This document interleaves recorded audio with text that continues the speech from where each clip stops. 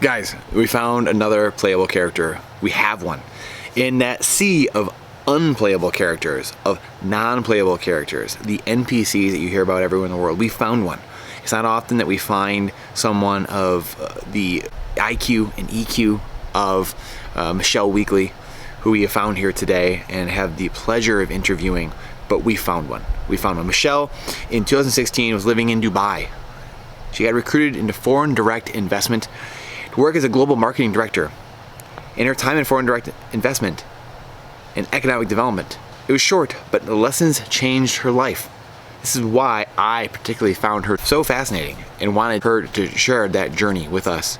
FDI is a very large part of the ecosystem that surrounds the World Economic Forum and their agenda. She was working for people who regularly attended Davos, and her background was in tech startups. She'd never heard of Davos, suddenly was surrounded by people obsessed with it. She traveled extensively to high-level conferences and meetings, spanning 20-plus countries on 4 continents, and spent a lot of time in China, and was given a literal seat at the table of the economic corruption running rampant in every corner of the globe.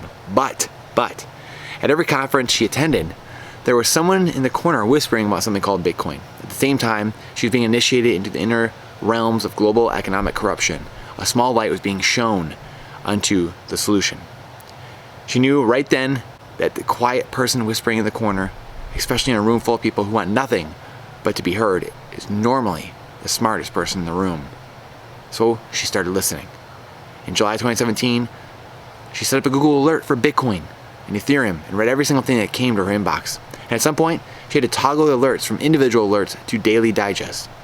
I continued to receive and read those digests to this day, she says. In 2018, she left her job in the world of foreign direct investment, FDI. In 2019, moved to Florida, where she started a small consulting company, and then 2020 hit. She wasn't sure if she wanted to speak publicly about the things she had learned, and wasn't sure if anyone would even listen or believe her. Then she came back to Bitcoin. She knew Bitcoiners were seeing what she had seen. It wasn't a secret anymore. She wasn't alone. Bitcoin is that sovereign state of 150 million people, as she says, and I believe. And Bitcoin has saved her twice, first financially, then through the freedom and hope. Now, let's go. Michelle Weekley, a true playable character. Enjoy. Michelle Weekley, thank you for coming and joining me here and talking about some really cool things. What's huge with you, I think, is you've seen the belly of the beast and what's happened. So I'd love to kind of just dig into that journey and where it started and where it is now for you. Yeah, absolutely. So my background is in tech, and I worked for a number of years in tech startups in Washington, D.C. And then I ended up abroad. And to be honest, I just kind of got bored of living in DC. And a lot of my former colleagues were moving to San Francisco, and I just didn't want to do it. There were a number of reasons, but I just didn't want to go out there. I was like, I've never really done like what everybody else is doing. So I was like, you guys are all going out there. I'm not going out there. I've done this. And so I started traveling, and I was kind of working. I did a little bit of consulting. And so I'd do a project, and then I'd go find a country, and I started traveling. And at some point, Dubai got on my radar, and I just made it like my mission to go to Dubai just to visit. I started with the obvious places, traveling, and then I got kind of bored. And like I said, so I found Dubai. I went over there and ended up staying. I went initially for like 10 days, and I ended up staying for like 2 or 3 weeks. I was like, I'm going to live here. So I went back to the States for a little while, sorted some stuff out. You have to get all of your documents attested, which is this whole thing in order to go abroad, depending obviously on the country. So I did all the stuff I knew I'd have to do. And then I went back, and I was there on a tourist visa initially, and I would go back and forth to Oman. If anybody is familiar with visa runs, it's a thing that happens. People in the US have no idea, No, but anyway, so they couldn't tell you where the Arabian Peninsula. They don't even know what the Arabian Peninsula is. Probably what we just said there. So right. So I'll be totally honest. I didn't end up over there for any like intelligent or strategic reasons. I was just wanting to see the rest of the world. I really wanted to go to Asia. So Dubai was first on my list, and then I wanted to go to Asia. I wanted to see Thailand, and China was kind of on the list out of interest. I wanted to go to the DMZ, uh, and I figured it'd be a little easier to do from over there, which it definitely is. Like once you're over in Dubai, you start meeting all these people who are like, yeah, I spent 2 weeks in Thailand. I went here, I did this. And so I knew if I could get there that I could get to the rest of the places I was interested in going. So it was just kind of a sense of adventure that started all of it. And ended up doing a little bit of work while I was in Dubai. I worked in one of the free zones. And then ended up in Thailand and met this guy that started recruiting me to work in foreign direct investment. So that's sort of the beginning of the real story and how I ended up in like the belly of the beast, like you say.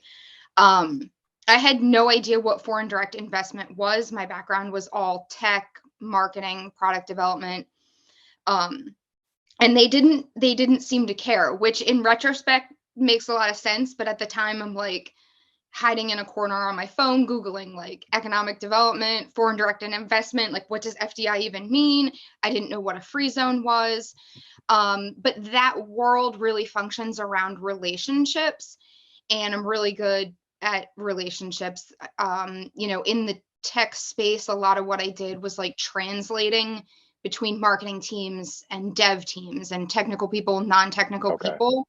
So I had a lot of experience translating information, from different worlds. And I think that's ultimately why I ended up getting recruited. So I went to work in foreign direct investment, didn't really know what I was getting into. And for those that don't know what foreign direct investment is, it's a multi-trillion-dollar industry, basically where one country, a business or a country, invests money in another business that's in a different country. So it's just international flow of money. And about 20% of the world's e-commerce flows through what's considered FDI. And most of that is done through free zones, which is where I spent most of my time while I was working in foreign direct investment. So it's a whole thing, but ultimately the crux of it is that. Hey, really quick, I want to annoy the hell out of you with a quick little break to just remind you that we have to share the signal within the noise because the algorithms hate truth. The algorithm hates truth. So we have to do all that we can to spread the signal. The faster we do that, the quicker change comes to the world. We need to be the change we seek to be. What are we doing? What am I doing? What are you doing to build a future?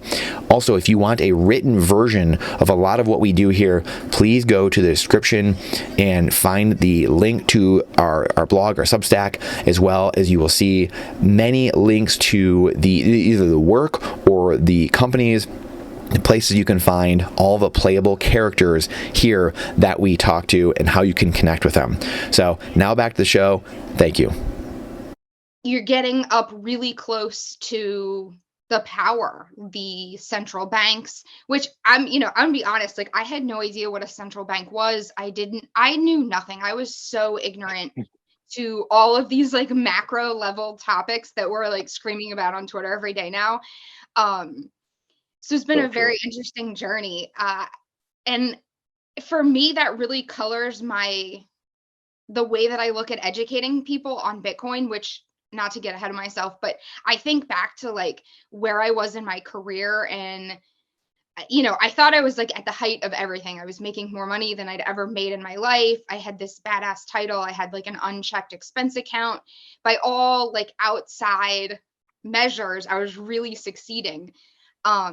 But it was not what it was cracked up to be. They say like don't meet your heroes, and that was kind of how it went. Like everything that was happening was just a lie. And I was traveling all around the world, and everything I saw was corrupt. People were signing multi-million deals because they were buddies or because they wanted an excuse to take somebody out for drinks. And it was crazy. And these were people whose lives revolved around attending the World Economic Forum, which, again, I'd never even heard of the World Economic Forum. I'm Googling this, like, why is everybody obsessed with this meeting? The company that I worked for hosted the World Forum for for foreign direct investment, which is like they all want to You can't be keep them all straight. World You can't. Economic Forum, and if you can't Yeah. get an invite there, then we'll do the World Economic Minor Forum leagues. for foreign direct, Yeah. right? So, but there were, really, really big names. Like Richard Quest was one of our MCs one year. There were a lot of really big names, and there was this brief period of time before I started questioning everything where I was just like, wow, like, okay, cool. Like, yeah, my boss is going to go to Davos and maybe I'll get invited one year. Like, but really quickly I started to see that everything was just a lie. It was kind of all made up, and it's hard to express. It's been several years now that I've been trying to figure out how to express the things that I saw. And honestly, a lot of the stuff I still second myself, like, is anybody even going to believe this? So I'm happy to see all the corruption coming out because, like you said, I was there, and the more people that are talking about it, I think the easier it is for people to believe that this really does happen. This really is how things are run. Yeah. I don't know. Your story is so interesting, and I'm sure this is going to be something that I can already tell in a way. I mean, we're going to have to probably do more of this over time and other parts of it. But so many people like on Twitter and Bitcoiners and then you can even say people on the right and the left in the political realm in America, and then Bitcoiners who are kind of above that fray. I always joke that Bitcoiners are in a Chinese spy balloon, kind of 100,000 feet above everything, and just kind of make light of that situation. But it is true. I mean, Bitcoin really truly helps you see above all that fray and start seeing all this, and then you really. But very few, my point, Paul, is that very few people have actually been where you've been. A lot of it's still conjecture. A lot of it's like, hey, you're putting pieces together. I've done my share of reading many, many books, conspiracy theory books and all these different things where, hey, as I think it's the CIA and the FBI, I mean, they teach you don't disregard coincidence, which is a one-time event. So, conspiracy theory was made up after JFK assassination. That it wasn't in existence, and then the New York Times started using that after he was assassinated. That they were trying to label people as conspiracy theorists. This new term they came up with. And so you start to look at 1,000 different things that all kind of coalesce and like knock down these dominoes, and they're all related. And it's like, okay, there's something here, obviously, because I'm not related to 3,000 different murders. I don't have all my friends dying. Like my friends aren't going to certain islands. So like, how come I'm not implicated in these things? But these same people keep showing up and showing up, and I think that's where Bitcoiners and many people start going down the road. However, most people haven't been where you have been and seen a lot of that. So in saying that, but before we kind of go back even to your beginning, in your more of your origin story too, what does a lot of it, and again, Whitney Webb talks about this too, but again, you've kind of been in those circles. I mean, you don't have to name names, but I mean, are there people that you've seen and money, I'm sure kind of just maybe exacerbate a little bit or extrapolate on, just what you have seen, I guess, in that world of people connecting to certain people just because, and again, that FDI, the foreign direct investment, and what it's doing, the Bill Gates of the world or the George Soros or these guys that are shuffling money. I think Bill Gates owns 10% of the WHO, basically, right? And they do this to buy things off and to have influence, right? So I guess extrapolate on a little bit and kind of what you have seen at that level and where your aha was, where you're like, oh wait, like we're being played, like I'm being played here, and where that kind of aha moment came for you. It's hard. I don't know that I had a single huge aha moment. My brain is very analytical and I tend to question things. So at some point I started questioning everything that they had me doing. One big thing was I flew from Dubai down to Colombia to present an award, and it was like an 18-hour, I don't know, a long haul flight.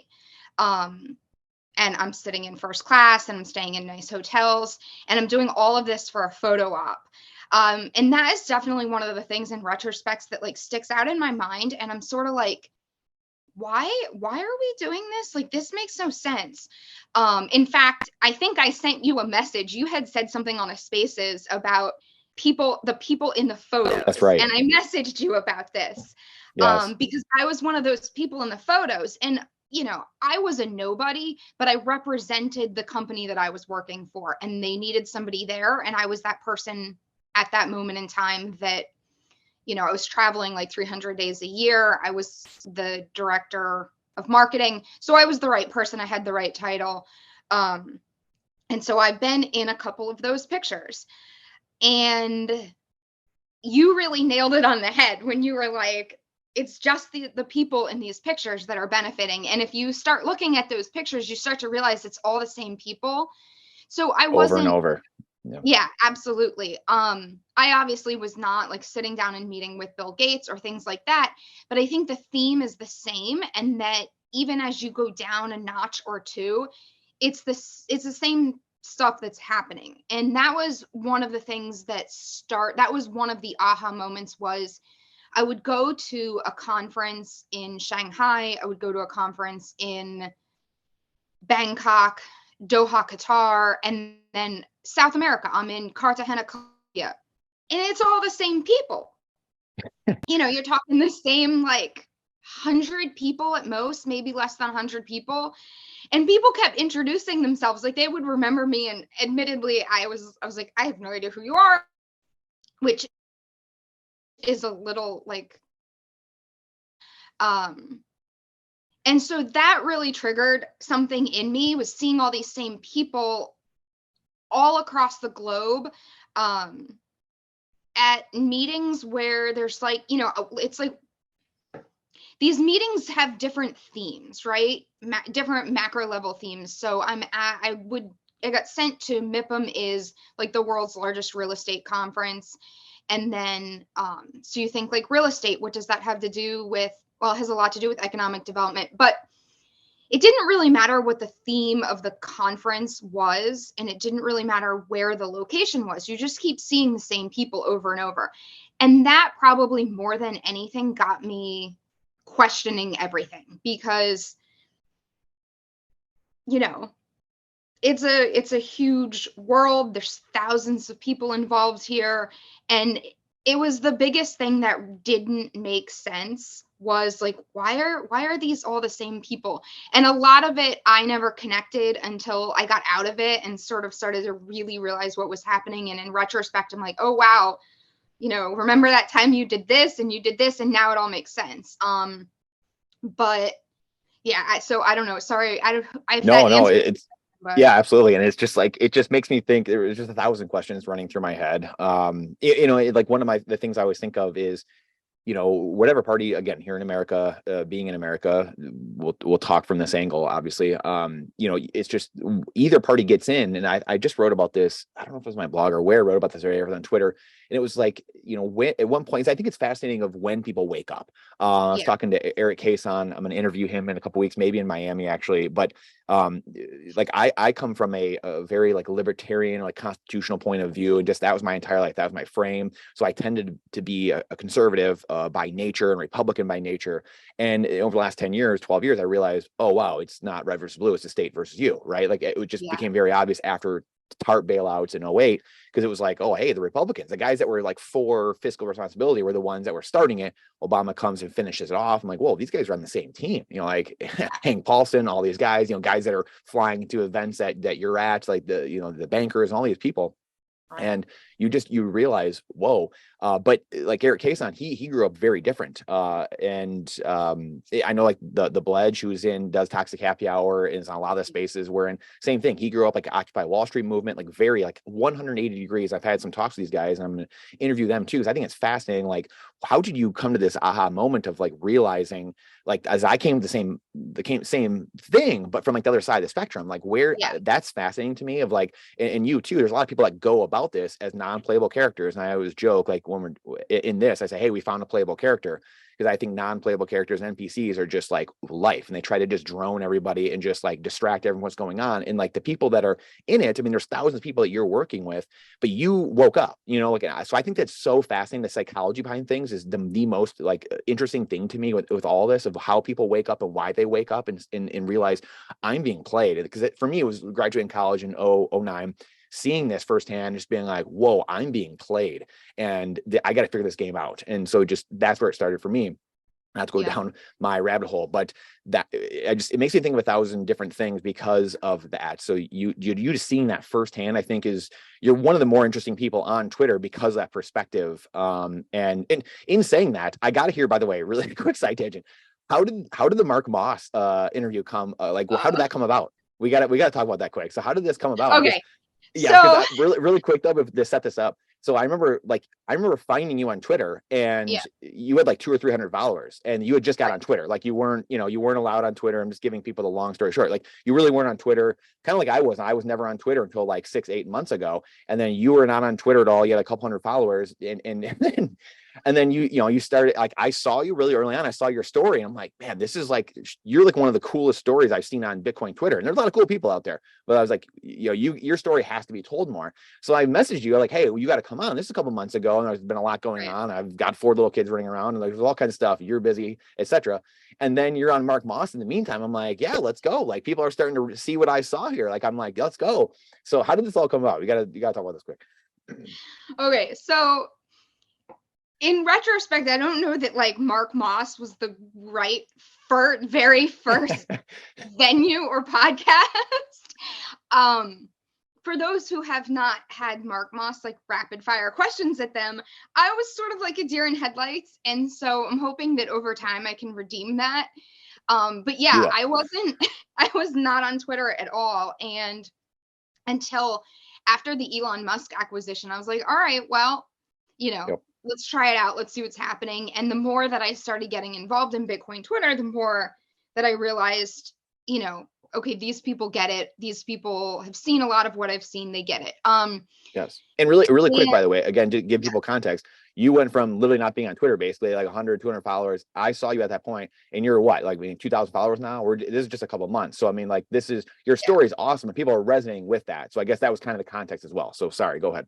Well, I appreciate that. I have done a lot of work in marketing, so I'm still working on figuring out the Twitter algorithm. And so that, that's what I was doing. I get on Twitter. I'm like, how does this even work? Like, I don't know. Twitter is sort of an all or nothing situation, right? Like there's a lot of people that are on Twitter passively and they're just reading. And that's what I was doing up until, like you said, a couple of months ago. I had an anonymous account. I would log into mine every once in a while, and I was really just following. And I was very nervous I had some marketing clients, and I was really nervous about what they would think about my real opinions on things. And at some point, I just got over it, right? Some things in my life changed. So I started tweeting, and I'm not going to lie. I was like playing around with the algorithms and trying to figure out like, how does Twitter even work? Like what garners engagement and what doesn't. And I think I had put a couple tweets out that like hit in engagement. And I remember Mark Moss commented on one of them, and it was something about living abroad and working in China. I spent a lot of time in China, which again, really colors like everything that we're seeing now. In retrospect, it's like I was there and I was seeing it. So anyway, Mark Moss had commented, and I'll never forget because I was like really excited. I was like, oh, hey, Mom, Mark Moss commented on my tweet. And she's like, I don't know what that means. Leave me alone. But then a couple days later, his producer DM'd me and reached out and was just like, we've been talking a lot about what's going on in the global markets, and there's not a lot of people, like you said, who have been over there, let alone I spent a lot of time there, and I worked there, which is a whole different experience. Setting foot in a lot of these places is a story into itself, but working there is a whole nother story. And so I guess I hit their radar. Mark Moss talks a lot about obviously geopolitics, the de-dollarization and all of that. And I had thought, so for people listening, I made Brandon send me some questions, just because I'm like, okay. So I thought that was going to be like a more long form conversational interview with Mark. And I also was told that it was not live. And so it turns out that it was live. So I come in. Boy. And they're like on air, they did like a really quick sound check, and there was no intro, there was no hi, there was nothing. And so I like totally Like froze you're a up. correspondent from the Middle East or something. It was just like, here we Yeah. go, And, live from you know, to Jerusalem. be Yeah. fair, like perhaps I was presenting that way on Twitter. And I think I do a lot better, like in writing. My brain works really slowly. Like, Mm-hmm. I really tortured myself for days after the Mark Moss thing because I had great responses to all of his questions, but it Yep. takes my brain a minute to like process things and figure out how I want to answer. And so he would ask me a question and my brain would start to think, and I'm trying, you know, I said like, yeah, a lot. Like I look like the opposite of somebody that, I mean, I've had media training, which all went out the window. But because of his style and because of this like compressed time frame, as my brain was processing, I think he was like, I'm just going to move on. So he would go to the next question and my brain was still trying to keep up or process the previous question. So again, like I said, Mark, maybe you can let me redeem myself one day. I am well versed at writing and putting things out in written form because I can take as much time as I want, but I'm practicing these sort of things, which, you know, that was the very first interview or podcast that I did, and it was pretty intense, and I just froze up. So. And that's it's just funny too, because I mean that's his personality. Like he goes. I mean, he's just like, again, I was watching his Whitney Webb interview the other day. He did, and he's just like she's like half in a sentence, and he's already like going next question. It's like, let her finish, Mark. Like I need to know what she's saying here. So I mean, it's just, hey, everyone's got their different strokes though. But again, to your point, you are a great writer, and it shows on Twitter, and that's why the algo or whatever, you know, picked it up. And like I said, I wasn't one of the first people or the first person, but like very early on, right when you got on Twitter, got back, like you were right in my feed, you know, like you shared your story, and it was, you know, it clearly the algorithm knew that I liked stuff like that and got stuff like that. Cause like, again, just like the perspective, people seeing things from a different angle, the psychology of things is what I tend to click on or be interested in, because I've laughed for a long time that I want to name a podcast or, you know, this show or something like Band-Aids on bullet holes. And I just don't know if I can name something that in this day and age, unfortunately. I mean, maybe I should, because do it. Forget it. I should. I'm obsessed with getting to the core, like deep root issue. And so much of politics is like just surface area and just the symptoms. We deal with like these symptoms and down the river effects with everything. That's all society. And it's the most frustrating thing you've ever seen, which comes back to Bitcoin, which is fix the money, fix the world. And we're just constantly, America loves, you know, the Western culture, like let's pop some pills, 6-minute abs, like it's just no work involved, none. And it's just like, guys, this is never going to fix. We're trying to fix cultural problems. Yeah. Our families are broken. You're just doing all the things backwards. And it just, you know, so anyway, but well, I have to say, as a marketing person, I vote hardcore on that name. Cause controversy, do it. It's better to have people love you and hate you than to do something that nobody's ever going to remember. See that I'm not worried about that necessarily. It's more of just like the algorithm and just being shadow banned, like straight up, just like, oh, this guy's got bullets in this thing. Like, yeah, you're gone. So it's a risk. It is, but for sure. You can always rename it. So try it. Yeah, true. I know right now I've just been toying around with like non-playable characters, you know, NPC or NPC Ultra, a little play on MK Ultra, you know, but I like that. Yeah. So, I mean, it's one of those things where Band-Aids and bullet holes is people get it though more, where, you know, MK Ultra, a lot of people don't understand, you know, what's going on. So, anyway, enough about that for now. Let's get back to you. Let's go back even growing up, because we do. So I work with Bitcoin trading cards and help do marketing stuff with them, and we're starting to do a lot of this more now, and we're starting to be asked to be on stuff. Aladdin, who is the artist and the founder of it. And I've for 12 years been on the mission of, hey, how can we educate kids? I have a bunch of kids books that I've written, ABCs of Bitcoin. They're going to be coming out this year. And actually next week, I'll see you next week. Even I'll have you just, you know, check some of the things out and just the written part, but I'm waiting to get the art done with the team and Aladdin and stuff like that. So in saying all that, I always think it's interesting because again, we can talk macro all day, and there's plenty of people that do that, right? The Mark Mosses, the Fosses, the Lepards, there's all kinds of guys that we all love that talk about it all day long. But to me, like the youth is the big thing, and in having 4 little kids of my own, And I always joke as well. There's a guy in the 30s in Germany that knew if you control the youth, you control the future. And that's something that globalists understand very well. They teach their kids, like this is the Rothschilds, what you go back to trilateral commissions, the Rockefellers, all this stuff. It's constantly teaching your children, hey, this is how we keep the dynasty intact. This is how we're going to create a moat around everything and not let anyone in.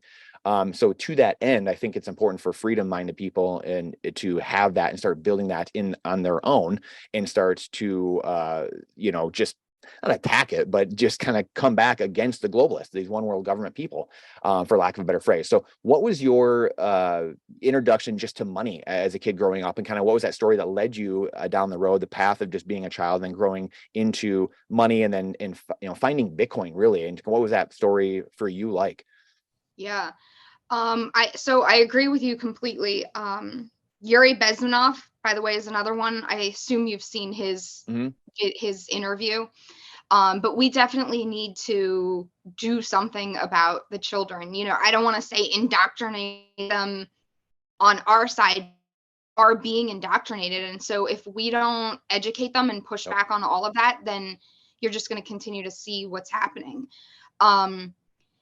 I grew up in the Midwest when I was younger, with a relatively conservative family.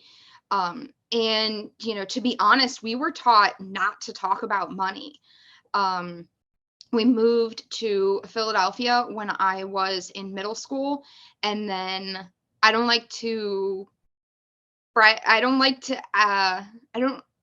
so I went to boarding school, which a lot of people make a lot of assumptions once they hear that. And that, I think, really colored a lot of the ways that I thought about things, some in some good ways and some not good ways. But in boarding school, again, you don't talk about money. And I think there was kind of a disservice in that. And in retrospect, it's probably by design that they don't want you understanding the system. I believe, I don't know that anyone, especially in this world, disputes that this is all by design and that the ignorance is by design. And I was pretty ignorant.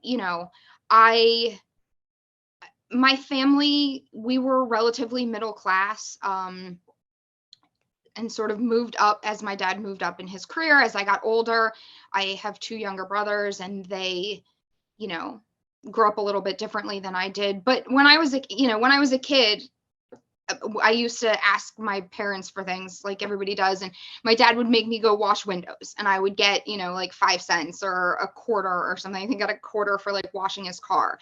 And so there was a little bit of structure around money and it was really hard work, I think, more than it was money. And I got that worked. So I have always worked really hard. I'm not afraid of working. I spent many years working just like around the clock. But I think, so the hard work values got instilled, but I don't know that there were really values around money. Money was really more like this thing that we don't talk about. And I don't know if that was because my parents were conservative or necessarily where that came from. But now when I look at the world, I think that it's intentional and by design. And so it's important to talk to kids about money. And it's hard to figure out, where do you draw those lines? You don't want to come in at the kids like, oh, central banking and all of these things. So I think it's really important. What you're doing is sort of like boiling it down to what are the important things and what is sort of age appropriate to learn at what stage. And Bitcoin being hard money and having it backed by something is probably a good significant piece of that. I don't have any kids, but if I had kids, I feel like that's probably where I would start. Yeah, and I agree 100%. I mean, I know one of the questions that I sent you was just, what's one of the more important parts or what are the most important things for kids to learn? And I think that's it. Like my kids are 6, 4, 2 and newborn basically.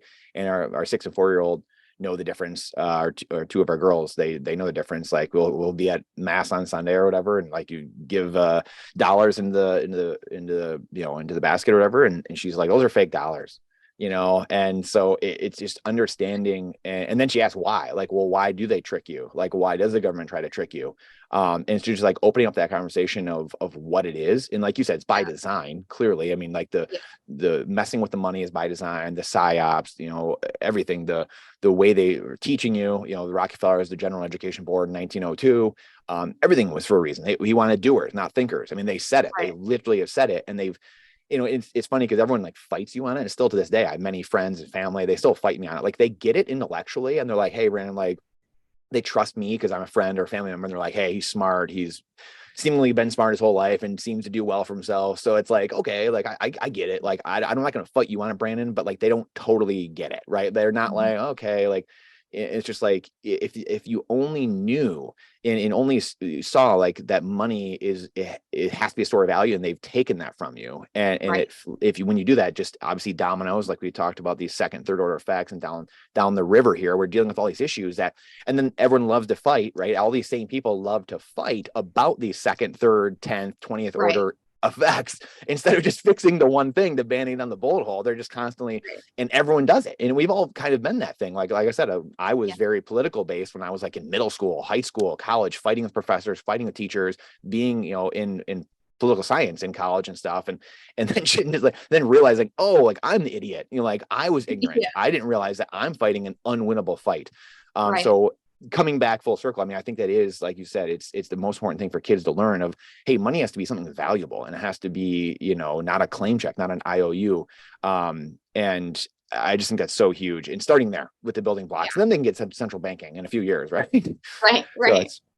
So what do you, I mean, just as a society, like, what do you think that we're missing from society? And also what are maybe some other like important first principles, or like, I mean, how do you see the world? Again, coming back to like, how do we, how you saw things, kind of the scales falling from your eyes when you were working overseas and seeing what's happening. What are things do you think that like aren't taught in school or should be taught in school, whether it's like psychological deception going on, or like even just tools we can use as people? And what are some things that have helped you to kind of see through things and just questioning things rather than just being a non-playable character and just kind of like going along? It's like, oh yeah, okay, here's my fantasy sports and here's my football game and I'm good to go. Don't need to ask questions.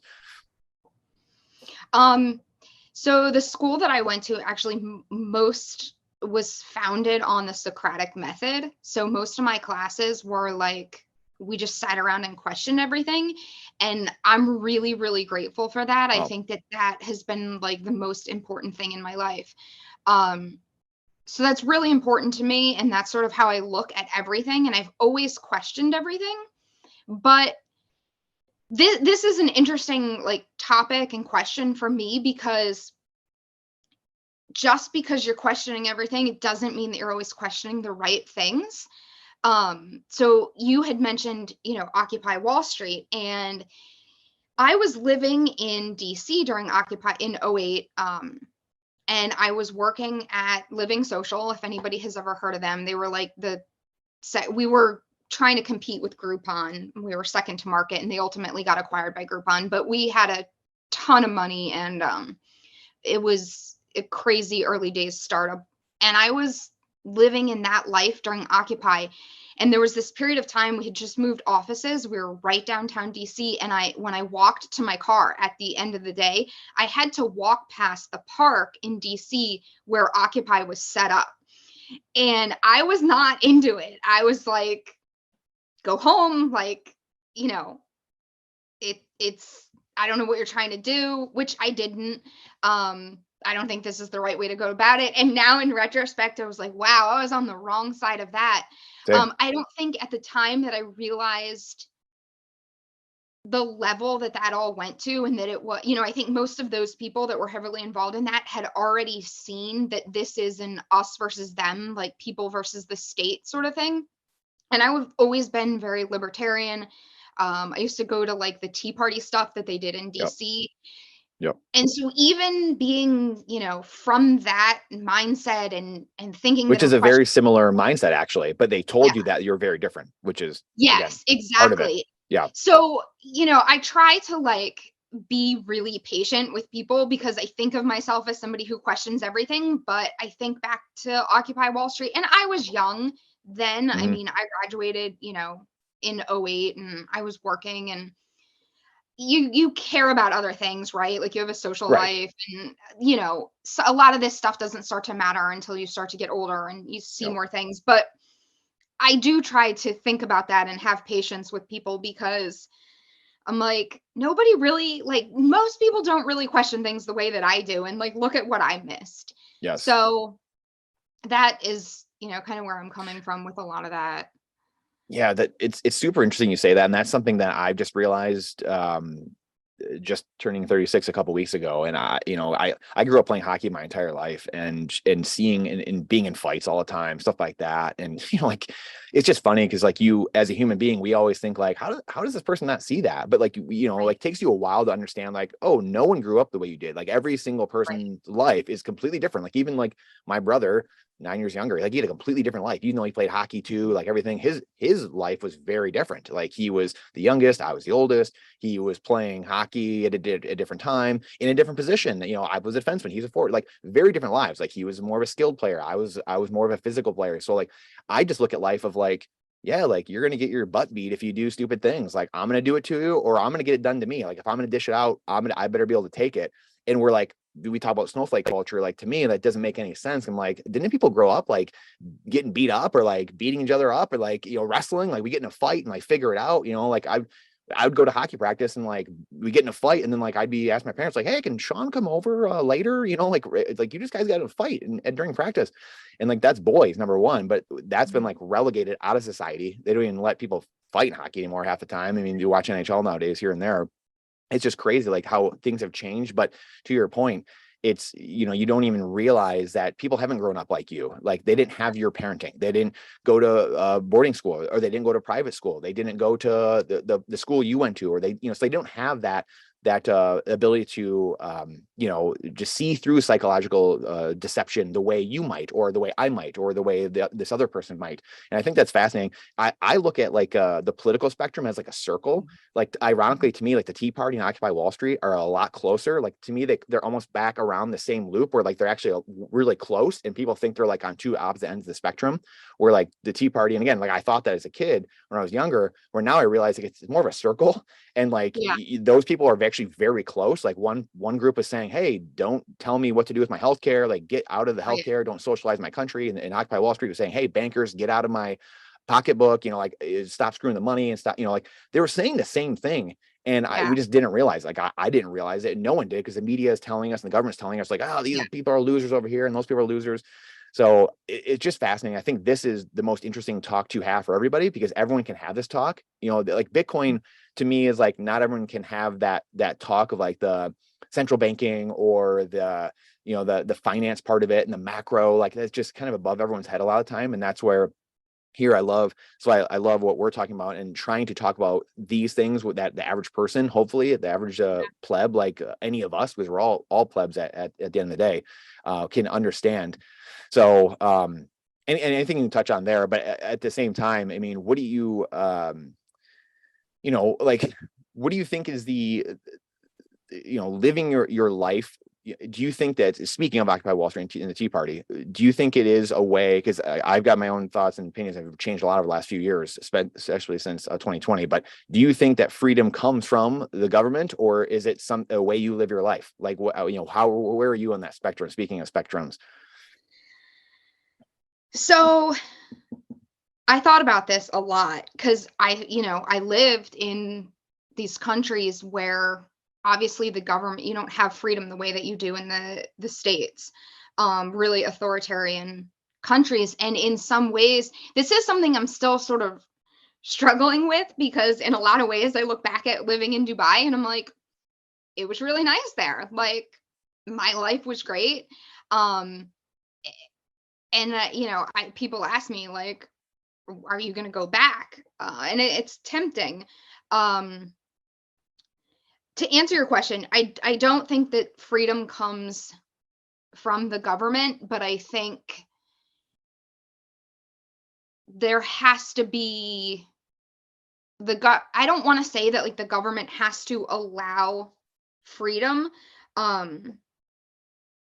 But it kind of does, right? Because if they're limiting freedoms and that begins to escalate, which we've seen happen rapidly since 2020, then you're not free. You know, I think people have to I'm glad you want brought this up.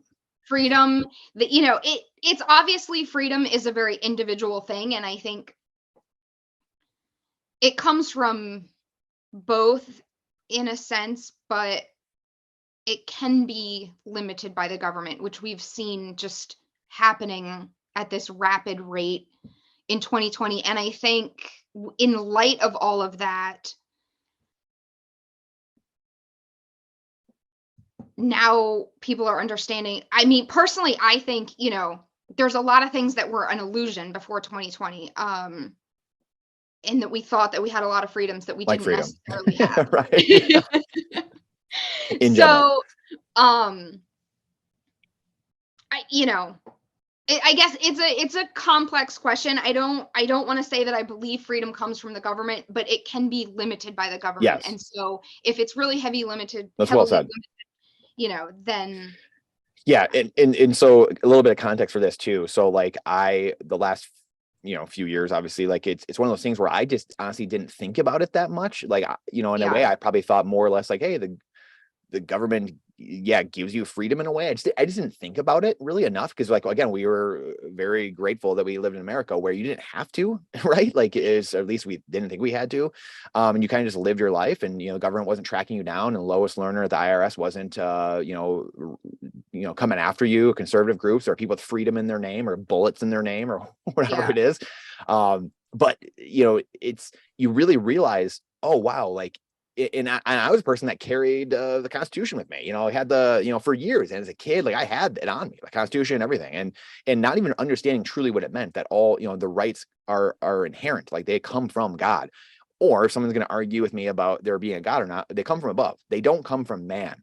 And right. That right there is the big difference for me, where the rights come from someone else other than man, other than government. That's it. Government is there to work at the consent of the people and to protect those rights. That is it.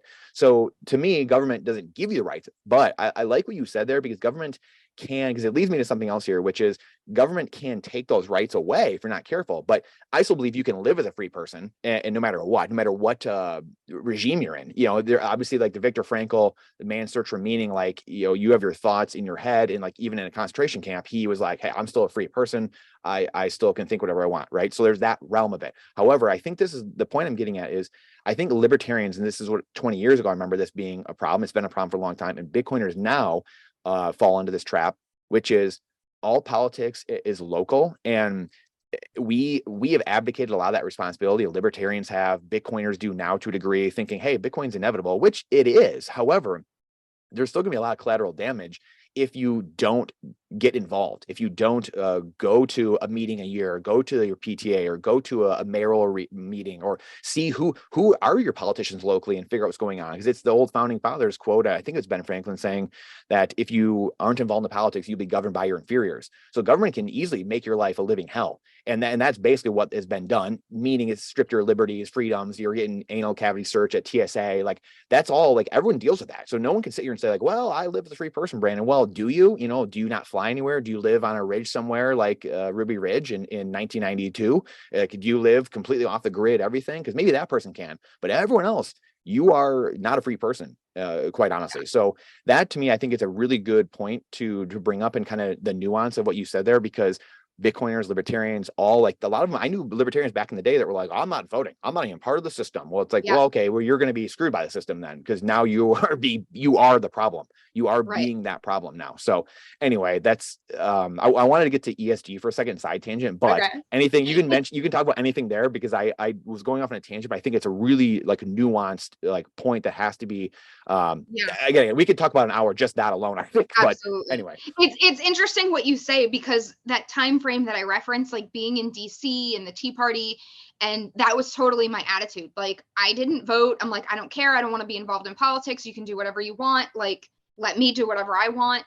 But my opinion on that has really evolved as the world has changed and I've grown up. And now I really agree with you that things on a hyper local level really matter. And we talk about like at the macro level, everything like falling apart, and people get mad because they're like, it's going to be a disaster if everything falls apart and we're in a deep recession and all of these things. But I think the silver lining that would come out of all of that is it's going to force everyone to develop like hyper local communities. And I think Yeah. that is one of the only ways to save what's happening. Yeah, absolutely. Save our freedom. Yeah, and that's where Bitcoiners, like I said, libertarians and Bitcoiners have been wrong on this in a way, but they also have the answer, which is Bitcoin and being local, which is like decentralization. If you have states' rights, or just like you are involved in your municipality, and everyone is, then nothing else matters. Like if everyone is involved in their like local politics, their township even, or whatever, it's bottom up, and you wouldn't even deal with. No one would even care. No one even know who the president is because it wouldn't matter at that point. Yeah. But we've the one world government or whatever, they've made everything so like federal and just like taken all the power. And again, it's our problem too. We've allowed this to happen. We've abdicated responsibility. We don't know, who's being elected in our township, in our city. So it's like, we're the problem. We are all the problem. We sit here like one guy's going to change it, like Joe Biden, Donald Trump, or these guys can't do anything. Like they're not even the ones that pull the strings at the end of the day. Yeah. So I think it's so true. And that decentralization is massive, and having that decentralization and then the states' rights. And that's what made America great as well, this decentralization, which is Bitcoiners with the answer of, hey, we have to decentralize these things. So understanding that's politics, and you have to look at it that way as well. And then it does limit government. So you don't have to deal with government in a way, right? If you just do your duty, you don't actually have to have government in your life messing with you. So anyway, that could be a whole nother segment. Let's still have 10,000 thoughts on that. But okay, tangent really quick on ESG. I had a note here, and I don't have your whole tweet, but I know you were talking about ESG just being a scam, this goes back to the Club of Rome 50, 60 years ago, creating climate change as this thing to get the government or the world into a big enough problem so that way they could psyop people into like, hey, it's global cooling, then it was global warming, now it's climate change. I was going to say, don't forget, it wasn't climate. It wasn't climate change, it was global warming, and that never happened. So now it's climate change. Always, every 10, 15 years it changes, right? I mean, cooling, warming, climate change. Now we see energy usage, right? In a way, like it's Bitcoin's being attacked with energy usage, right? It's like too much energy and this and that. So anyway, touch on anywhere in that realm of just any of your experience with ESG, and just, you can kind of go anywhere with that. But I think this is a really fascinating thing that's really beginning to crumble before everyone's eyes over the last, year or two. Oh, it's a big question. I remember. So at some point I read something, and this was many, many years ago, before ESG was really even a thing. But when they started, you started to see like the plastic straws being banned and plastic bags. They were going to charge, you can't use them, or they're going to charge for them or something. And so I get like fixated on stuff, and I research and I dig. And I remember looking at and finding out that it's something like 80 to 80, it might even be like 88 or 90% of all pollution in the world comes from like 3 different countries, and it's all comes from corporations, right? Like these mega industrial corporations. A lot of them are in China and in India, where there's all this manufacturing happening. And I found something also about how there was this intentional design of blaming the consumer for the recycle campaign and all of that. And I don't always have you asked before about like aha moments, and I am sort of generally slow to come to conclusions, but I think with ESG I did have an aha moment, and it was like 80% of the pollution is coming from 3 places. So don't tell me that my plastic straw matters, and there, okay, you can talk about the animals and the sea turtles and all of that, but it's really just a psyop to make you care because they're cute, right? And nobody wants them to eat a plastic. But there's other ways to deal with that responsibly, and it's, the story is overblown. So my thoughts on that have always been really strong, and I think they're colored from that early research that I did. Interestingly enough, I was trying to go at somebody on Twitter just like the other day, And I Googled it because I used to Google this a lot to bring up that exact statistic that I found many years ago, and you can't find it anymore. Wow. In fact, I have gotten really good at like really hyper tailoring my Google to find the information that I'm looking for, because it's getting harder and harder. Yeah. And so I spent like 45 minutes the other day aggressively looking for this specific research study, and I can't find it. It's gone. So Jeez. I've got like on a list somewhere to go through. I think I emailed a link to it to somebody many years ago. And so I'm going to go back and try and find it, but even that alone blows my mind. Like now when you Google, I screenshotted the results that I was getting because they weren't even neutral, right? They were like aggressively talking about consumer responsibility for pollution. Oh, you know what it was? Fossil fuels also. Like they want to get rid of fossil fuels, but if you just turned off fossil fuels, there's a specific number somebody did somebody researched that within 72 hours, like X number of people would be dead because they rely on fossil fuels to stay alive in really important. You're touching on something here. Yeah. Interesting. And Can you repeat can't that? find that study anymore either. Again, I was like trying to tailor.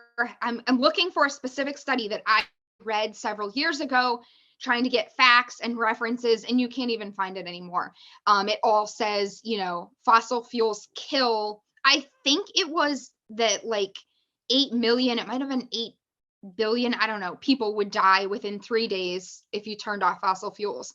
But I can't find the number. If anybody knows what that number is, or has access to the study, send it to me. But now the first like 3 full pages of Google results are how many people die because of fossil fuels.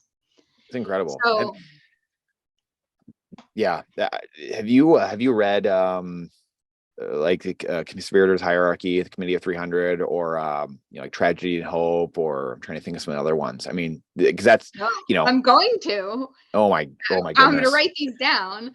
Yeah, I've got a handful. I've got a half dozen of them. If you want, send me a list. I'll read them. I will.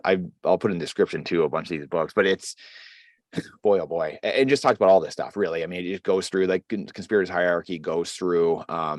It was Dr. John Coleman. He was, I believe, a former British. I think he was MI6. He was a British intelligence official in like the mid 20th century, and then he started kind of like compiling all this stuff, kind of like very similar to you in a way, where he was in different fields nonetheless, but doing similar things, right? Like looking at all this stuff overseas, obviously talking to a lot of people, and then was on these projects where he was like coming across some weird documents, some weird things, and then basically spent like decades putting this all together, and then they wrote this book in I think it came out in the early 80s, early 90s, the Conspirators Hierarchy, but he had been putting it together for decades, and it just like wrote the tree out of everything, like the Committee of 300, and then all the branches of everything, like NATO, everything, and how all of it's linked, like the World Economic Forum, Club of Rome, all this stuff. And it's just wild. And, long story short, he basically is just like, and people ask me why these people want to control the world. He said, well, these people have been ruling the world for a long time, and the Rothschilds, people like that, and they want to keep their dynasty, and they inherently think they're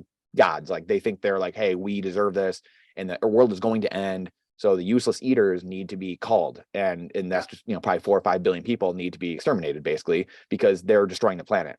And it's a long story short, right? So it's, how do you get to this? How do you do all that, right? Well, let's create all these NGOs, all these organizations, all this FDI, all this stuff, right? We're going to keep doing all this and keep squeezing everyone, break the money. And it's the Rothschild quote, right? I don't care who does the laws, as long as I control the money, I control the world. And so it's the band-aids and bullet holes. We argue endlessly about all this garbage that doesn't matter. And if you just fix the money, like you wouldn't have to spend any time arguing on any of this stuff. That's what's wild to me. So anyway, that's why they're going to fight it. That's why they're fighting it so hard. And it's, I think it's only going to accelerate. So, and that's like, I love Ron Paul, but it's like, we're going to audit the Fed. We're going to do these stuff, years ago. And it's like, well, it's great, but it's like, again, that just get rid of it, like get rid of the Fed, fix the money. Like, like, we don't even need to get rid of the Fed. Just like, it'll just go away if you go above them, so, easier said than done, obviously, right? But in saying all that, like Ron Paul and all these people, what did you? I know we've been going for dang near an hour, so we'll end up doing more of this. I know, and have some other parts to this for sure. But what did you study to become? Michelle, like who you are today, and Yeah. what are you reading now, and what are you looking at each day? Like, when you are, so how did you kind of get to where you are, and some of the things you were studying, and some of your mentors, and then when you're getting up every day, like what's kind of your routine? What are you looking at each day? Because I know that's what I get very curious about, like what everyone does every day. I ask everyone, like, what are you reading? Who do you like? Who are your mentors? I think it's fascinating. Again, this is the psychology of all that. So Yeah. Before I answer that, do you know what the Smith-Mund Act is? The Smith-Mund Act. no, I don't think I do. Okay.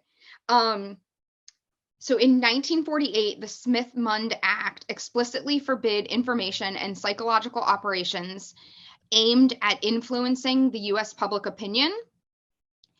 And in 2013, the Obama administration nullified the Smith-Mund Act, which basically means that they are running psyops on us, and they have been for a long time. So check that out, and we can talk about that more further. But I wanted to make sure that I brought that up. But so what did I study, and what do I look at every day? So I initially studied computer science. I was a huge nerd growing up. Everybody in my family is an engineer. My mom is a software engineer. And so we had a computer really early, before there were operating systems.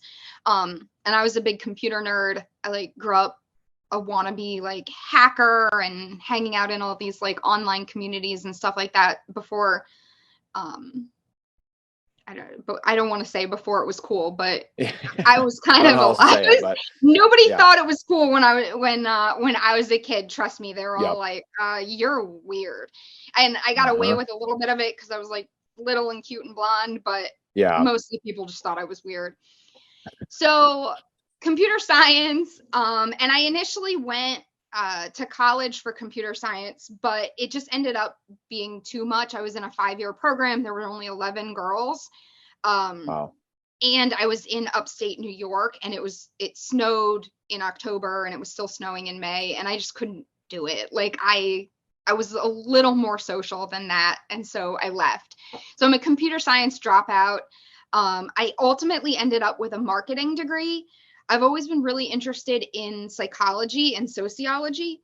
But my parents actually fought me really hard. I wanted to get a degree in psychology, and my dad was basically like, what are you going to do with that? You could be a therapist, but that's your only career path, and it doesn't seem very useful. So I was like, well, what's the next closest thing, that touches on business? And so I got a business degree, or not a business degree, but a marketing degree from a business school.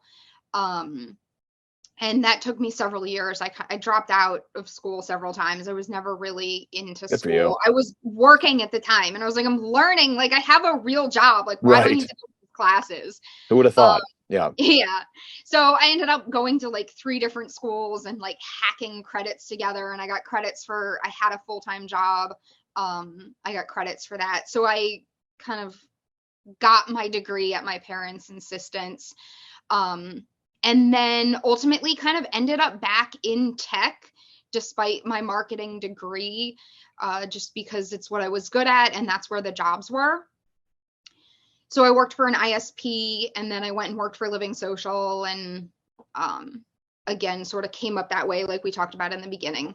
So here we are now. And I will also say I'm kind of always studying everything. I have a little bit of that autistic focus where I get hyper focused on things and I get really deep into researching them. So I read a lot right now. I'm normally reading 2 books. So right now I'm reading The Creature from Jekyll Island, which I had never read, and that's insane. But also, okay, really quick, by the way, how this is how we know it's an agenda. Going back to what we said earlier, how is that not required reading for every student, right? I mean, absolutely. Very simple questions, then you know the answer, right? So anyway. Keep Yeah, going. absolutely. And I don't think I'd even ever heard of it. I kept hearing about it. A bunch of people have been talking about it on Twitter.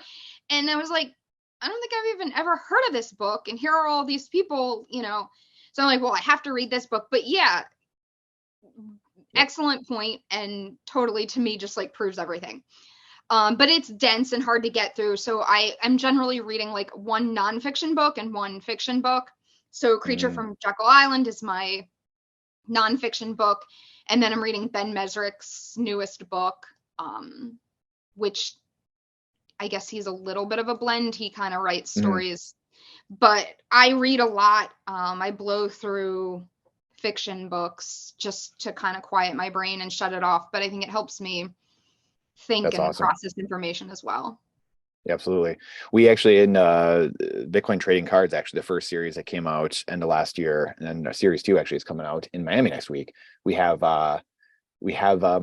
Creature from Jekyll Island was in the first series actually of cards. So That's awesome. yeah, it's a classic. I mean, it's something that everyone should read. It just, it's very obvious when you start peeling back the layers of what's Right. happening with money, etc. But also like, why are we not taught these things? Obviously, it's very, very clear when you start like actually thinking and removing yourself and putting yourself above the fray.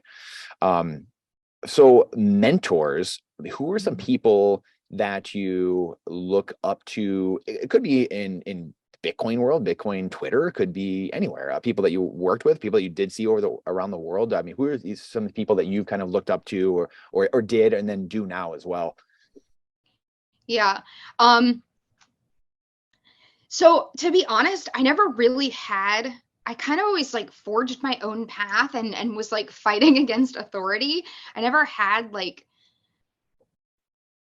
traditional mentors. And I hadn't thought about this really until you asked me this. So I'm going to recommend that everyone does find a mentor, because I think it's one thing that, one thing that maybe I didn't get right. And of course, there's lots of life left to live.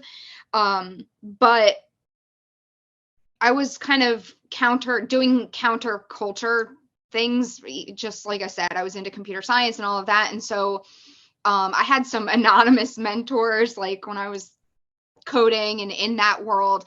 And then I got into tech, and I don't know that there was ever like really just specific mentors.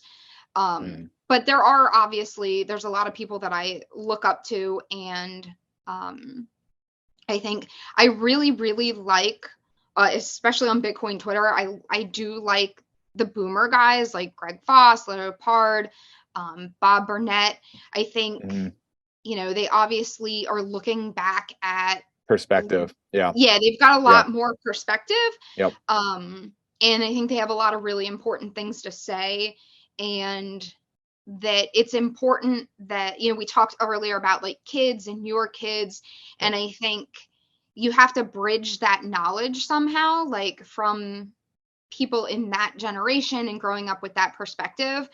I think people that are our age, it's kind of like on us to bridge what they have down to the younger generations. And so to me, they're pretty important so that Yeah. we can take that information and parse it down. 100%. Yeah, that's a great answer. I mean, I think they're such great examples of how to there's like Alvin Toffler's book Future Shock from, oh boy, I think that's 40, 50 years old at least as well. But that's his thing was the people of the future is the people of the future, the people to be successful in the future are the people that will be able to learn, unlearn, and then relearn. And Yes. those are guys are great examples of that. Being able to say, 100%. hey, what were my beliefs before? And like, okay, being able to change them, being open-minded enough. And those guys are great examples of coming from a completely different world and then seeing this and be like, oh, like, I mean, like Larry, I mean, being a gold guy and then being able to shift perspective and be like, oh, shoot, that's a mark of a very intelligent person. Nolan Bowerley is one of my favorite guys in the Bitcoin sphere. He's got a show he does on YouTube every morning at 8 a.m. And he's grown his channel pretty quick in just a few months. It was on Robert Breedlove the other day. And still a small channel though, but like known inside the community, like just like he's been in for 10 years because like insiders know him, but no one like publicly, he's not that facing yet. but he looks at everything from like the psychological perspective, the psychological engine, and it's the same thing. And he always said, which it's funny because like when it's like the Kiyosaki always says like you're a smart person if I agree with what you're saying, right? It's like if it meets my bias, and it's like yeah, that makes sense. And I've always thought that too, of like, man, people that are intelligent, at least my definition of like genius or intelligence was people that could hold two opposing opinions in their head at the same time. In kind of the Lincoln Douglas style debates where you could debate from your opponent's perspective in it, and like that Right. was, we've just completely lost that. Where and so Yeah. Nolan Bowerley was just talking about this recently, and I was like, yes, like that's it. Like I've been saying this for like so Yeah. long, for years, where it's like he was like, yeah, Right. genius is really, and he was talking about someone else, some other guy who was saying genius is being able to kind of be able to hold these two opposing opinions and be able to be okay, which is again coming full circle now to like a Larry or these guys who have been able to like, they can hold these opinions, both of them, they're not mutually exclusive, and say, hey, no, this is this and this is that. That's true intelligence, and just it's completely lost in society. Yeah. So Absolutely. I couldn't agree with that more. And I think, we're in the information age, and I read something, somebody was talking about like in the future, it's not going to be like access to information. It's how quickly you can change or like reformat what you think about information. I'm probably not getting that totally correct, but what you said is dead on. You have to be able to learn and then unlearn and question everything and hold opposing views and understand everything full circle. do you think, again, I don't know if there's an answer to this, or at least your thought on it, but it's, I sometimes, I've questioned myself so many times for 20 years. I mean, since I was a kid, of like being, is it my dad is very similar to me. And I'm sure it's where I got a lot of this just in the beginning. He would question everything. My mom has stories of like, yeah, like when I started dating dad and we got married, like he'd be yelling at the TV, and this was like early 80s. He'd be yelling at the TV, being Right. like, they just contradicted themselves. Like they just Yeah. said one thing. Walter Cronkite literally just said one thing, and then they went to the reporter, and then she said the exact opposite thing or whatever, right? Like, and so like that was me from a very early age. So I just got it. Like I understood that Yeah. kind of questioning everything. And she's like, I have no idea how he like just did it, but he's like a very eclectic mind as well, where it was like he's an optometrist, but he's also like, he can redo the bathroom, and he's like out in the barn like fixing the tractor, and then he's like doing, and you're like, dude, how are you doing 3,000 different projects at the same time? Like what's going on? So it was just, I've got part of that in me. I'm not to that level, but like I've got part of that. My question to you though is like, where do you draw the line? Because I've questioned myself so many times, like, how do I know I'm right? Like, like, Yeah. and as a human being, I feel like, again, not enough people do that. Not saying that Right. I'm right or perfect or whatever, but it's like, I know I do question myself of like, I try to see the other side and be able to debate the other side and say, hey, what is the other side? So Right. like to you, like, what do you do? Or like, how do you think about that? Of like, hey, how am I right? So I try to do it Right. routinely, of like being able to like see the other side and like fight for the other side and be like, still Yeah. doesn't make sense. Like, how do you look at all that? Yeah. In the terms of questioning everything, right? Like at what point do you have to stop questioning? It's like, okay, now you're questioning Right. everything, right? Like just a question. Yeah. Well, I like to like in general, and I don't always do it perfectly, but I mean, I kind of like to think that I'm like never right. And that sort of informs my questioning, like, is just never stopping questioning. Um,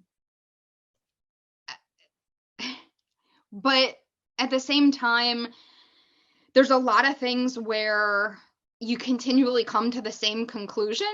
And I think, Patterns. Yeah. yeah, seeing a Yeah. pattern in something, and I will never not listen to an opposing view, an opposing opinion, like the argument from the other side. I think that only makes your case for your case stronger, right? Like if you can't defend your belief against a counter belief, then you either don't hold it that strongly, or you're not that well informed, or maybe you're not right. So I kind of never stop questioning things, which I don't recommend for mental health, but Yeah. in terms of like intellectual debate, it's fantastic. And so for me, like, if I am coming to the same conclusion over and over and over, and I've spent a significant amount of time looking at the opposite side and still coming to the same conclusion, that's when I kind of get to the point where I'm like, screw it, like, screw you guys. Like, I know that I'm right. I know that what I'm saying is legit. But I'll always the be open confidence to grows. Yeah. yeah. But I'm always open to like, come at me. Like, if you think I'm wrong, come at me and I'll come back. And, you know, like I will never not be willing to change my opinion, but the more informed that I get about things, sort of the more brave or aggressive that I'll become. Harder to knock off the stance or whatever. Yeah. That's a brilliant answer. And that fits my narrative bias for it as well, I think. Like, I agree totally.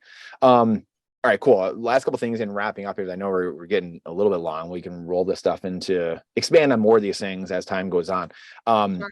What do you think is the most important? So, you know, we talked about Bitcoin, kind of the theme a little bit throughout all this, right? But in general, you having some computer science background, stuff like that, what do you think is the most important thing for people to learn about Bitcoin? Is it some of the kid stuff we talked about of just learning what money is, and hard money with Bitcoin, or is it maybe something more technical from that computer science perspective? Like, how do you kind of see all that and you, like, your ahas almost with Bitcoin, but also like what you think the most important aspect for people to kind of grasp and understand is? Yeah. It's a hard question to answer generally, because for me, like, when I'm talking to people about Bitcoin, like, the first thing that I want to know is, where do they come from? Because different things are important to different people, right? So, like, if you're a professional athlete, or if you're a carpenter, or you're a money manager, like, how you see the world, how you see money, you know, it's complex. So when I'm talking to people and I'm trying to orange pill them or talk about Bitcoin, I come at it from many, many, many angles, and I'm doing that kind of in response to where they're coming from. But I think at like the highest level, I think it's most important, first and foremost, for people to understand not necessarily like the broader psychological concept of what is money. I love that. Like, Breedlove, I love him. I think it's an amazing conversation. But understanding what money is now, like the word fiat, I think most people don't even know what the word fiat means. They don't realize that their money is really only backed by government power. They don't know that we were on a gold standard, let alone that we are now off of a gold standard. So I think fiat, understanding fiat is like, first and foremost, you have to understand that your money is fiat money. And what that means that it's controlled by the government. And that colors a lot of the bigger things. Because once you realize, all right, it's being controlled by the government, there's a lot of implications that get brought up in there. And once that's there, the other piece of it for me that's really important is actually the halving. And this is, I'm sure, you know, because I'm a tech person, or I was. But to me, the halving really explains the volatility, which is the thing that people are most concerned about. So you're on this 4-year cycle, the volatility is sort of built in. If you zoom out, it's way less volatile, right? Like, yeah, maybe year to year it's super volatile, but the further that you zoom out on those price charts, and then you add in the epochs of the halving, I think it's a relatively basic concept that people can understand, even if they don't understand like what's a block reward, like what they might not understand what the halving is. But if they understand that there's something significant and technical that happens every 4 years, and that this price fluctuation is kind of built in, not kind of, it is categorically, mathematically built in, then that, to me, often, like in these conversations that you're having with people who are outside the ecosystem completely, I find that opens them up to understanding Bitcoin on a much deeper level. Once they understand that the volatility is built in and that it's really not that volatile, it's kind of mathematically by design, then they're really open to like, okay, maybe there's more here. So that's generally where I start. I don't think that the halving gets enough attention. Well, yeah, well said. Well said. I think you summed that up very, very well. Cool. So we've talked about this a little bit, earlier, towards the beginning a little bit, but the biggest experience or, learning growth moment, that's changed you, whether it's, again, in work and just kind of what you saw overseas, it could be that, or maybe it's something growing up in, school or something like that. What was the big inflection point? I talked about some of mine, which was like the 08, 09 Tea Party, Occupy Wall Street. That was probably one of my bigger inflection points. What was something that, kind of stood out for you? Yeah. Well, definitely there were a number of things that happened, when I was living in DC and working in tech that sort of colored my opinion and experience on like government and freedom and all the things that we talked about, which is a whole like bigger separate conversation. And then I would have to say it really is, leaving the country, traveling as much as I did and spending time in completely different worlds. So my experiences, being in the Middle East, being in China, all throughout Asia, and just living abroad, I think.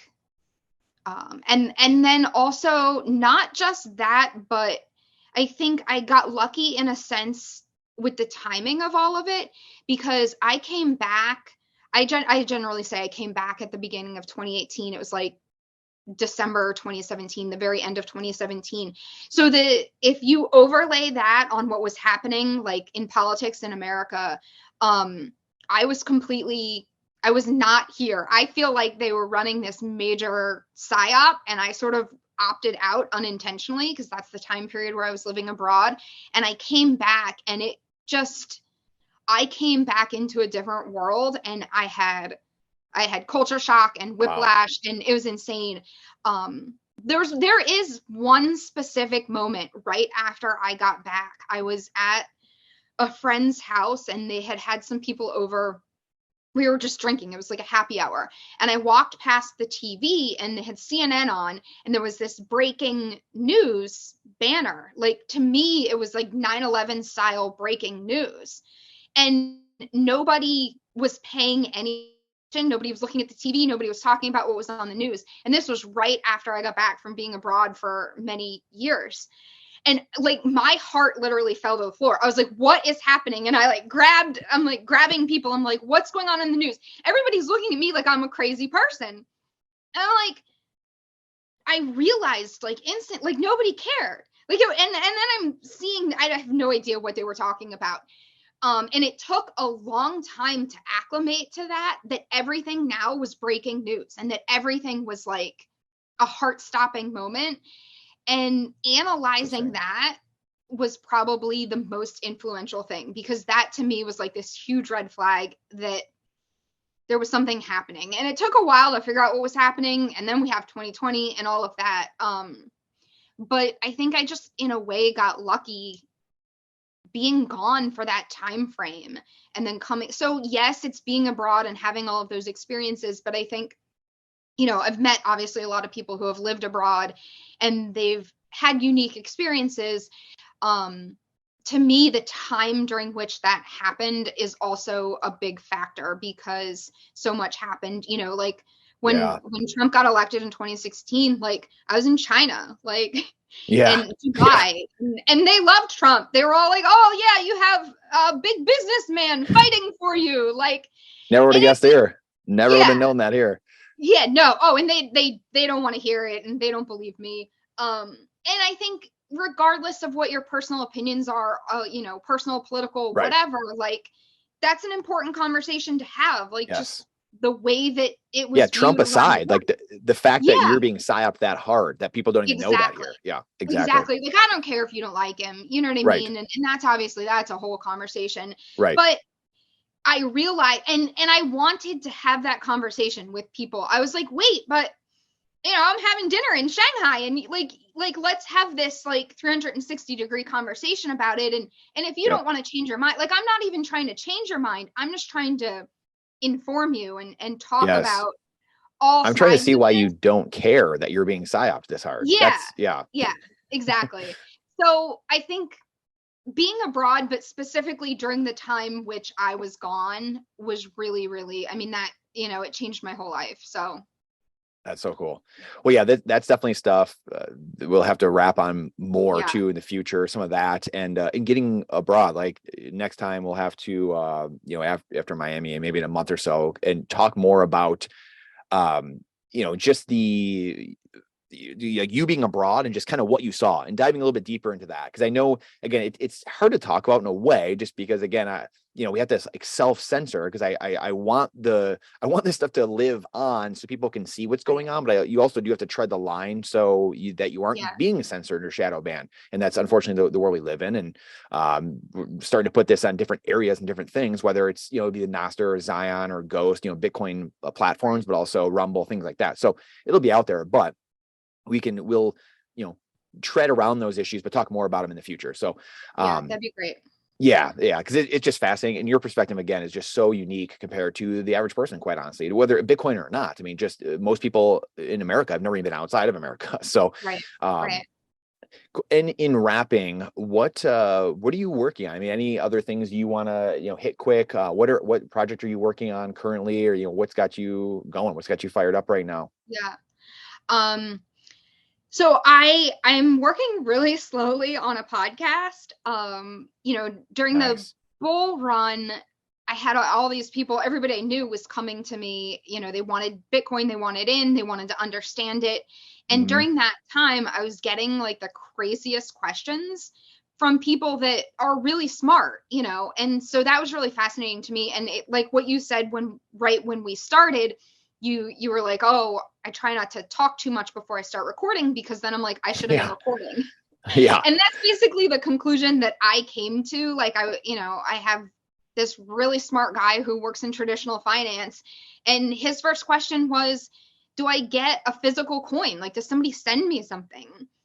And I was laughing, it was hysterical to me that was his first question. But then you kind of start to look at it and realize, well, until 2013, I think it was, they issued physical stock certificates. Like, it's not that crazy of a question. Yeah, it's wild. Yeah. Yeah. Yep. So I'm trying to do this podcast where I bring on like exclusively people that are not in Bitcoin at all, and have those conversations and just record them. I think they're different than, there's a lot of content, in Bitcoin. And when you're ready to study Bitcoin, there's a lot of resources for that. But I think for people that have absolutely no idea, just no clue whatsoever what's happening or what even Bitcoin is, there's not enough education around that for people that aren't technical and people that don't feel like they have enough of a base even to start like Googling questions, because they just don't, they don't get it. So I'm working on that. I had a list of people that were, interested and willing, but as you know, it's hard to get them nailed down. And as the price of Bitcoin has dropped and we've been sideways for so long, people are less and less interested. So I'm working on that. I was hoping to start releasing some episodes, but I want to get a few more recorded before I start on like a release schedule. So that's what I'm working on right now. And then I still do some marketing consulting, and I've started talking to some people in the Bitcoin ecosystem. It's a challenge because, how do you market in this like anti-fiat world? And so I'm the conundrum. Yeah. It is. And just learning, I'm super excited to be involved in all of these conversations now. And I feel like I need to there's this next level of information that I need to dig into and learn, so that I sound like I know what I'm talking about. Yeah, it's funny because I think the biggest thing, and we've talked about it once or twice here today, is just understanding, what is money at the end of the day. And my simple explanation, I love, like you said, I love Breed Love's podcast and really like diving into it, history of stuff, and I love it. My simple definition of money is it's information, right? I mean, it's information. It's also a psychological engine, but it's really a container. Like money itself is just a container for your economic time and energy. I mean, it's really all money is. Like, it's not evil. It's not good or bad. It's just a tool. It's all it is. Sure. It's just a container to store your time and energy. And it's, in the space, I'm always saying to people, like, you have finite time. You need to find a finite container for that time and energy, because we trade it for these infinite liabilities that we trade our finite time for. Like, that's the dumbest trade. Like, no investor, like Warren Buffett, would look at you and be like, that's the dumbest trade for an Right. investor to ever make. Like, why would you Mhm. trade something finite for something infinite? And that's what people do every day for their fiat currency, for dollars, for pesos, for yen. And so understanding that is huge. And I think that's, coming back to what you were saying, like, I think it's so brilliant that you're doing that and trying to get people that maybe just aren't in the space at all, and just like newbies, pre-coiners, no coiners, Yeah. and having them do that, because again, this space is there's still not enough content in general, but there's a fair amount of people doing the macro stuff, like we said, and they're doing this, they're doing that. So it's finding different avenues to orange pill people, because I think what is money, what is fiat, those are the most important things for people to learn. So at anyone's level, if you get into Bitcoin just a little bit, starting to produce content, once you understand those basic concepts, I always tell everyone, like, we need to overwhelm the system, like Yeah. that's, and anytime I'm in the spaces, I'm always like shilling, like, hey, like, everyone who thinks they even want to like do a podcast or a YouTube channel or do it, because we need this to happen sooner than later, so there's less collateral, the least amount of collateral damage as possible. And because we're in a real fight, whether it's a culture wars, all these wars going on, psyop war, information war, this information fight. I tweeted out the other day, like, how many times do you have to be punched in the face with, to realize you're in an information war? Like, how many times? So anyway, where can people find you? Where's the best place for people to find you and connect with you? On Twitter. There we go. So I am on Twitter exclusively now. I deleted my Facebook a number of years ago. So you can find me on Twitter, and I'll keep tweeting and working on the podcast. I appreciate that, what you say about we need more content and the time is now, because so I badly. completely agree. It's sort of now or never. And so the more that we can get out there, the better. Yeah, and it's perfect timing too. I think anyone in the space, I mean, obviously everyone says, you build in the bear, right? And it's, we probably have a year to two really before the price really truly runs up. So like getting ready, anyone who's building right now, doing stuff, you still have 6 months, or at least 6 to 12 months of really getting your feet under you, getting going, and to lead into that bull market. Ironically, goes right along with the presidential election, which again, another thing where I feel like that's going to be like the topic of the election, quite honestly, at this point, the way things are trending. Boy, oh boy, wild. So what a great time. It's going to be wild. It's going to be absolutely wild. Thank you so much, Michelle, for doing this. I look forward.